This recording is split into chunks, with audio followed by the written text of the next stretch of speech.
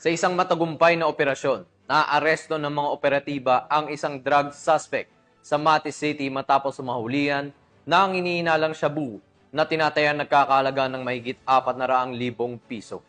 Magbabalita dyan si Patrolwoman Mariel May Donkilab.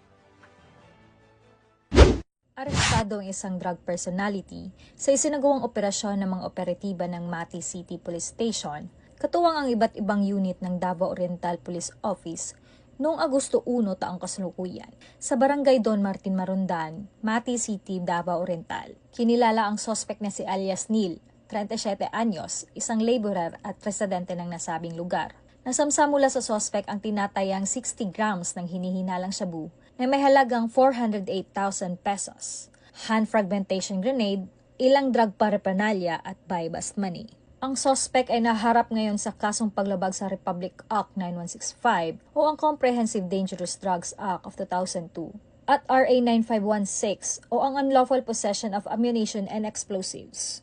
Ang operasyong ito ay nagpapakita ng patuloy na pagsusumikap ng Police Regional Office 11 na sugpuin ang iligal na droga at krimen sa rehiyon na may layuning tiyakin ang kaligtasan at seguridad ng komunidad.